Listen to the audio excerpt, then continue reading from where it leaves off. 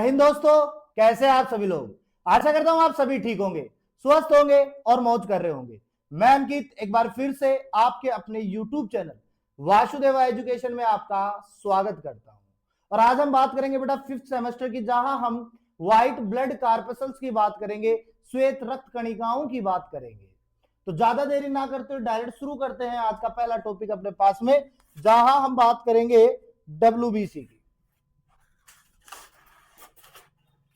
किसकी बात कर रहे हैं अपने पास में? WBC की। तो ध्यान से समझिएगा, इसके भी हमारे पास में बहुत सारे नाम लिख सकते हैं, जैसे व्हाइट ब्लड कार्पसल्स। क्या लिखेंगे पहले? तो व्हाइट ब्लड कार्पसल्स। अगर ये ना लिखो तो आप लिख दो व्हाइट ब्लड सेल्स लिख दो। ये भी ना लिखो तो हिंदी में आप इसे श्वेत रक्त कणिका लिख दो। ये भी ना लिखो तो इसके साथ में आप ऐड कर दो कोशिका, श्वेत रक्त कोशिका लिख दो। अगर ये भी ना लिखो तो और करके आप इसे ल्यूकोसाइट लिख दो। यानी कि ये सारे नाम WBC के हैं। व्हाइट ब्लड कार्पसल्स के नाम से दिखेगा, व्हाइट ब्लड सेल्स के नाम से दिखेगा, श्वेत रक्त कणिकाओं के नाम से, श्वेत रक्त कोशिकाओं के नाम से और ल्यूकोसाइट के नाम से। अब देखो WBC की अगर हम बात करें, WBC की अगर हम बात करें, अगर इसकी संख्या की बात करें हम, तो इसकी संख्या RBC से बहुत ही कम होती है। यानी कि इसकी संख्या जो है अपने पास में 6000 से 10,000 प्रति घन मिमी होती है। यानी ज्यादा नहीं होती है, बहुत ही कम होती है। लेकिन अगर यही कम मात्रा भी अगर ज्यादा में चली जाए तो ये बहुत ही नुकसानदायक हो सकती है। दूसरी बात सुनो, यहां केंद्रक उपस्थित होगा, जबकि RBC में केंद्रक नहीं था। अब सुनो, केंद्रक जो होगा वो कई पिंडों में बटा होगा, सिंगल नहीं होगा। दूसरी बात सुनो, केंद्रक है इसलिए हम इसको क्या कह रहे हैं? वास्तविक कोशिका भी कहते हैं। केंद्रक की वजह से इसे हम क्या कहते हैं? वास्तविक कोशिका भी कहते हैं। अच्छा, WBC का निर्माण कहां होगा? तो जहां पे RBC बनी थी, जहां RBC बनी वहीं पे अपन क्या बना देंगे? WBC बना देंगे, लाल अस्थि मज्जा बना देंगे। क्लियर बात है। इसके अलावा हम बात करें तो यहां पर हमारे पास में कई प्रकार के खेल हो सकते हैं। कई प्रकार के खेलों का मतलब यह है, अगर WBC ज्यादा हो जाए, WBC अगर ज्यादा हो जाए तो क्या होगा? अगर WBC हमारे पास में कम हो जाए तो क्या होगा? और अगर WBC की असामान्य वृद्धि दिखे, असामान्य वृद्धि दिखे या असामान्य अवस्था दिखे तो क्या होगा? तो ध्यान से समझो, WBC अगर ज्यादा हो रही है तो हमारे पास में ल्यूकोसाइटोसिस हो जाएगा। क्या होगा बेटा? ल्यूकोसाइटोसिस। क्या हो जाएगा? ल्यूकोसाइटोसिस हो जाएगा। अगर कम हो रही है तो आप लिख दो ल्यूकोपोनिया या ल्यूकोपीनिया भी लिख सकते हैं। और अगर असामान्य वृद्धि हो रही है तो आप लिखो ल्यूकेमिया। क्या लिखोगे? ल्यूकेमिया लिखोगे। और इस ल्यूकेमिया को ही हम ब्लड कैंसर भी कहते हैं, रक्त का कैंसर भी कहते हैं। अगर ब्लड कैंसर ना कहो तो इसे आप अस्थि मज्जा का कैंसर भी कह दो, अस्थि मज्जा का कैंसर भी कह सकते हैं। और ये इतना घातक होता है कि अगर किसी को हो गया तो उसकी मृत्यु निश्चित होती है। क्यों?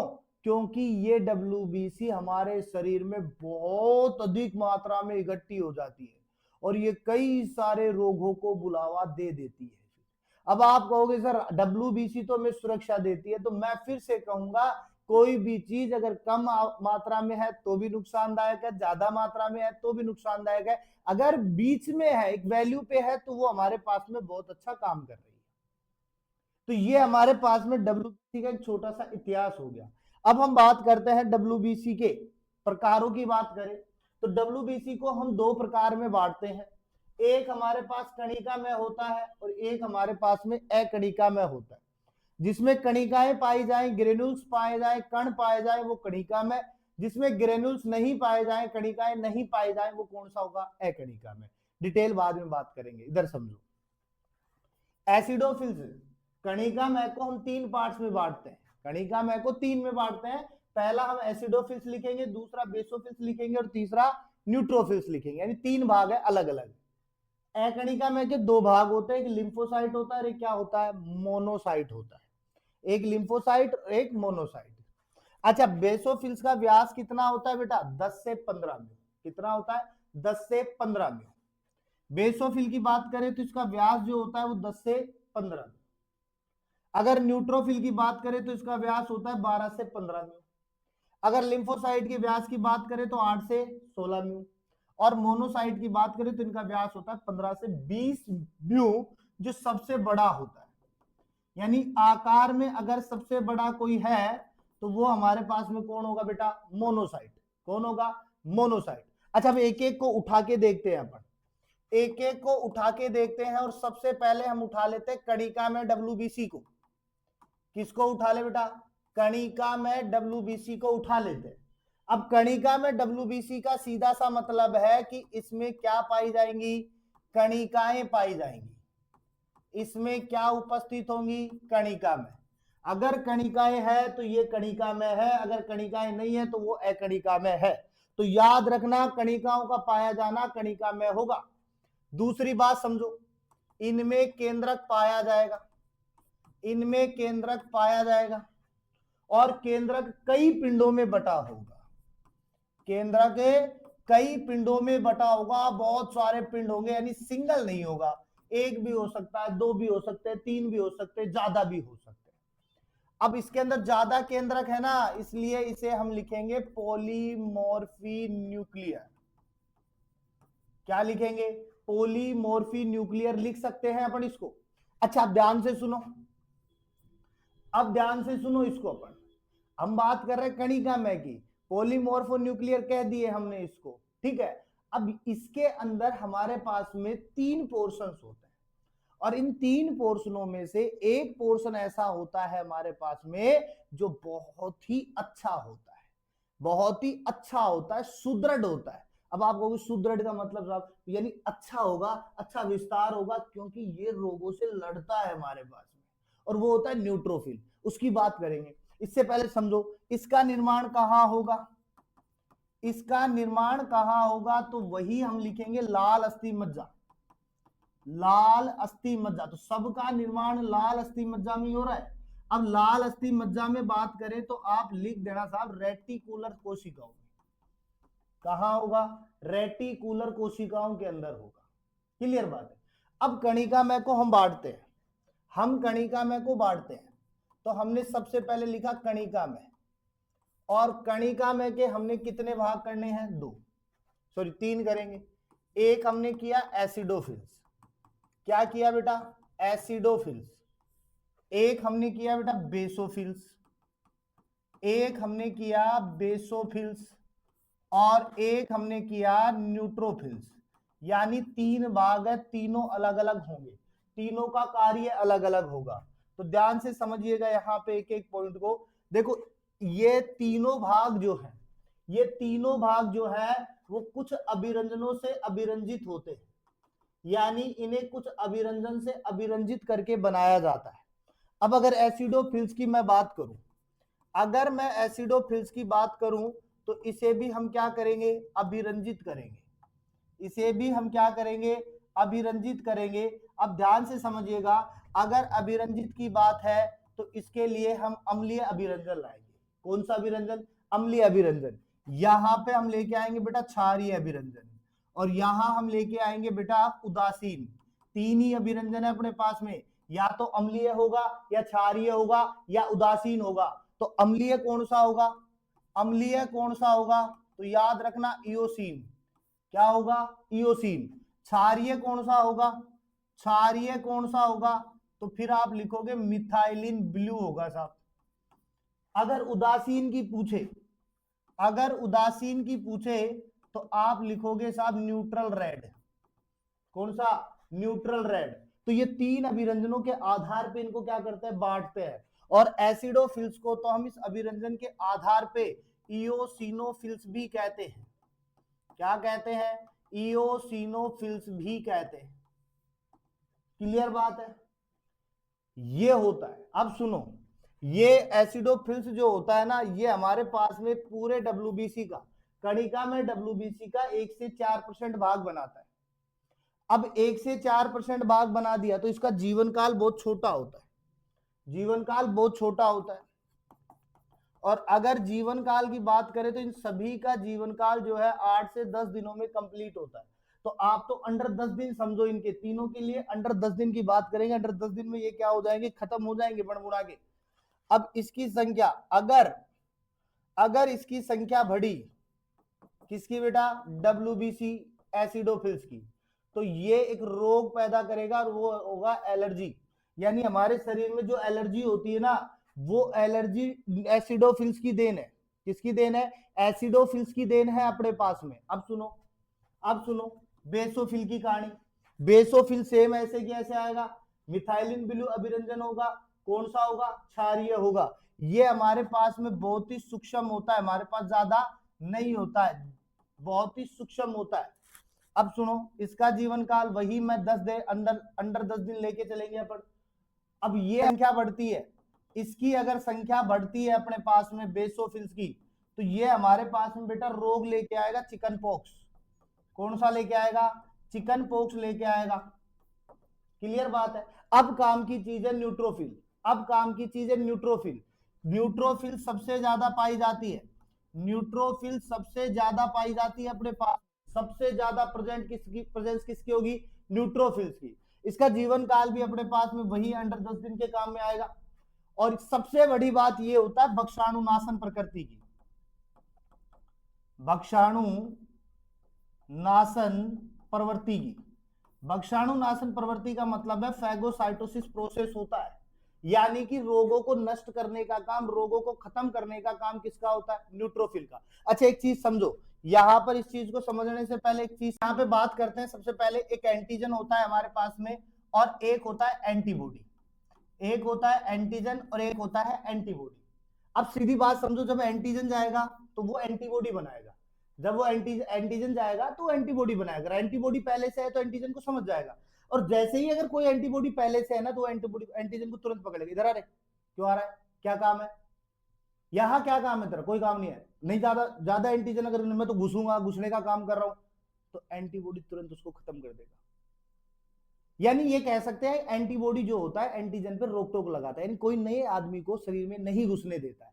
वैसे ही अगर हम रिश्तों की बात करें, या हम कहें कि जीवन साथी की बात करें, माता पिता की बात करें, या दोस्तों की बात करें, गर्लफ्रेंड बॉयफ्रेंड की बात करें, तो सिंपल सी बात है, अगर कोई तीसरा घुसने की कोशिश करता है ना, तो दूसरा जो होता है उसको हटा देता है। और वही चीज है, अगर आप रोक टोक करोगे तो वो मतलब थोड़ा सा घुटन सी फील होने लग जाती है। वही चीज एंटीजन को होती है। अगर एंटीबॉडी वहां पर रोक टोक लगा रहा है ना, तो वो एंटीजन को घुटन फील होगी और वो यहां से भागने की कोशिश करेगा, भागेगा तो मारा जाएगा। यही चीज रिश्तों में होती है। अगर आपके ऊपर कोई रोक टोक लगा रहा है ना, तो उसको घुटन के साथ में मत लो, उसे आप बिल्कुल बढ़िया तरीके से लो कि हाँ कोई है जो हमारे बारे में सोचता है, हमारे लिए रोक टोक लगा रहा है, या हमें उस चीज से निकालने की कोशिश कर रहा है, तो उसको आप स्ट्रांगली पार्ट के रूप में लो। ऐसे नहीं है कि आप जबरदस्ती ले रहे हो, अरे यार मैं तो नहीं रह रहा यहाँ पे, कोई मतलब नहीं है मेरा यहाँ पे, ये मेरे ऊपर रोक टोक लगा रहे, मुझे ये नहीं करने दे रहे, मुझे वो नहीं करने दे रहे, मैं नहीं करूंगा फलाना। अरे नहीं भाई, आप उसे लो। हाँ आप कह रहे हो, सही कह रहे हो, मैं इसी के साथ में काम करूंगा, मैं ऐसा ही करूंगा जैसा आप चाह रहे हो। क्यों? क्योंकि उन्हें भी परवाह है आपकी, वो भी नहीं चाहते कि आप गलत काम करो। इसीलिए कहा जाता है कि रोक टोक जीवन में बहुत जरूरी है। और जिनके ऊपर रोक टोक नहीं है ना, उनसे पूछो, उनके सामने वाला अगर है ना, तो उनको फर्क भी नहीं पड़ता है। या माता पिता की बात करो, फिर जीवन साथी की बात करो, दोस्तों की बात करो, या आप गर्लफ्रेंड बॉयफ्रेंड की बात भी कर सकते हो। सपोज देन कोई गर्लफ्रेंड बॉयफ्रेंड है, एक बॉयफ्रेंड है जो अपनी गर्लफ्रेंड को बोल रहा है तू उससे बात नहीं करेगी, तेरे में ये नहीं रहेगा, वो नहीं रहेगा। वही लड़की अपने बॉयफ्रेंड को कह रही है, तो उनको लगता है यार ये थोड़ा सा अजीब रिश्ता हो गया हमारा, हम ऐसे नहीं थे और मैं ऐसा करूंगी। अरे नहीं, वो लड़का कहे मैं ऐसा करूंगा, मैं तो कभी नहीं करूंगा, छोड़ो। तो वो चल देते हैं, लेकिन बाद में वो सोचते हैं यार वो शायद कुछ सही कह रहा था उस समय, अगर मैं मान लेती उस बात को तो शायद आज मेरा लाइफ कुछ और होती। वही लड़का सोच रहा होता है हाँ यार ये ठीक था, सही कह रही थी वो, मेरे लिए गलत थी। तो वो चीजें बाद में रियलाइजेशन होती है। तो सेम चीज कहां हो रही है, एंटीजन पे हो रही है। एंटीजन जैसे ही घुसेगा एंटीबॉडी पकड़ेगा, इधर कुछ नहीं देगा, मार देगा उसको। तो यही चीज है, जब तीसरा घुसता है ना, तो जो पहले से होता है ना उसको बहुत घुटन फील होता है, वो दे पेल पेल के फ्री कर देता है उसको। और इस पेलम पेली के अंदर जो पहले वाला होता है ना, वो जो रिश्ते बहुत घुटन से हो जाते हैं, और फिर वो ऐसे अलग अलग मूव होने की कोशिश करते हैं। चलो आप चलते हैं अपने, समझ रहे हो बात को। तो यही चीजें हमें एंटीजन एंटीबॉडी सिखाती है। और ये काम यहाँ पे कौन कर रहा है बेटा, न्यूट्रोफिल कर रहा है। कौन कर रहा है, न्यूट्रोफिल कर रहा है। ठीक है, अब सुनो, अब हम ले लेते हैं एकणिका में को। अब हम किसको लेते हैं, एकणिका में को। अब एकणिका में के अंदर सीधी बात समझो कि यहां पर कणिकाएं क्या होंगी, अनुपस्थित। केंद्रक होगा यहां पे, बिल्कुल होगा, केंद्रक होगा, बिल्कुल होगा। लेकिन यहां जो केंद्रक होगा वो हमारे पास में सिंगल होगा, और सिंगल होगा तो उसे हम मोनोन्यूक्लियर कहेंगे, मोनोन्यूक्लियर रुधिराणु कहेंगे यहां पर, क्योंकि ये सिंगल है। और सबसे बड़ी बात याद रखना, ये केंद्रक जो होता है ना, कटा फटा होता है। कैसा होता है, कटा फटा होता है, डैमेज्ड होता है। ठीक है, और अगर हम इसकी बात करें तो इसका निर्माण जो है वो पर्सनली अगर हम बात करें तो इसके निर्माण के लिए हम प्लीहा का जिक्र कर सकते हैं, स्प्लीन का जिक्र कर सकते हैं, तिल्ली का जिक्र कर सकते हैं, और चाहे तो हम यहाँ पे थाइमस ग्रंथि की भी बात कर सकते हैं कि थाइमस ग्रंथि द्वारा इसका निर्माण होता है। क्लियर बात है। अब इसी के अकॉर्डिंगली इसके भी दो पार्ट होते हैं अपने पास में, इसके भी दो पार्ट होते हैं, और एक इन दोनों पार्टों की अगर हम बात करें तो हमारे पास में इनके पार्टों की जिक्र करें तो पहला पार्ट होगा अपने पास में कणिका में, पहला पार्ट होगा लिम्फोसाइट, और इसका दूसरा पार्ट होगा बेटा मोनोसाइट। पहला लिम्फोसाइट और दूसरा मोनोसाइट। अच्छा देखो, लिम्फोसाइट और मोनोसाइट, सिंपल सी बात समझो, यहां पे ये यहां पर एंटीबॉडी बनाने का काम कर रहे हैं, और मोनोसाइट की अगर मैं बात करूं तो खास इम्यूनिटी के लिए काम करेगा। किसके लिए काम करेगा, इम्यूनिटी के लिए काम करेगा ये। ठीक है, अब देखो लिम्फोसाइट की बात करें तो इनकी संख्या भी अपने पास में निश्चित मात्रा में होती है, और अगर इनकी संख्या हमारे पास में बढ़ेगी, तो बेटा ये लेके आएगी कुकर खांसी। कौन सी खांसी लेके आएगी, कुकर खांसी लेके आएगी, खस खस खस खस सूखी खांसी लेके आएगी। जैसे कुकर सीटी मारता है ना, वैसे ही ये एक सीटी मारेगी। और मोनोसाइट की बात करें तो इसकी संख्या अगर हमारे पास बढ़ती है, तो इसकी संख्या अगर बढ़ेगी तो ये टीबी लेके आएगी। क्या लेके आएगी, टीबी, तपेदिक रोग, ट्यूबरकुलोसिस रोग लेकर के आएगी। व्यास हमने पीछे लिख दिया, जीवन काल वही अंडर 10 डेज के अंदर इनकी बातें कर लेंगे अपने पास में। अब इनके डायग्राम्स की बात कर लेते हैं अपन। डायग्राम्स कैसे होंगे, तो सीधी बात समझो, हम पहला डायग्राम बनाते हैं एसिडोफिल्स का। हमने कहा कि वहां पे केंद्रक होंगे, दो होंगे, और उसकी संरचना जो होगी बेटा वी शेप्ड होगी। क्या होगी, वी शेप्ड। तो ये हमने क्या बना दिया, यहाँ पे वी शेप्ड एक स्ट्रक्चर बना दी, और यही स्ट्रक्चर जो है अपने पास में वो आगे चल करके एसिडोफिल्स का निर्माण करेगी। तो आपको याद रखना, एसिडोफिल्स जो होगा बेटा वो कैसा होगा, वी शेप्ड। कैसा होगा, वी शेप्ड। वहीं अगर मैं दूसरी बेसोफिल्स की बात करूं तो वो हमारे पास में देखो बेटा एस बनाएगा, पहले क्या बनाएगा, एस बनाएगा। तो देखो एक तो केंद्रक ये रहा, एक केंद्रक ये रहा, और एक केंद्रक ये रहा। तो ऐसे करके इसमें कितने केंद्रक पाए जाएंगे अपने पास में, 3 केंद्रक पाए जाएंगे। और बेसोफिल की आकृति जो होगी, वो कैसी होगी, एस के समान। वहीं अगर हम न्यूट्रोफिल की बात करें तो यहां पर बहुत ज्यादा केंद्रक पाए जाते हैं, और बहुत ज्यादा केंद्रक पाए जाएंगे तो हम इस प्रकार से इसको बना देंगे।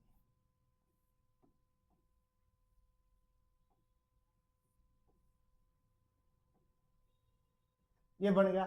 अब ये हमारे पास में फूल के समान संरचना बन जाती है, तो यहाँ पे बहुत सारे क्या बन जाएंगे अपने पास में, केंद्रक बन जाएंगे।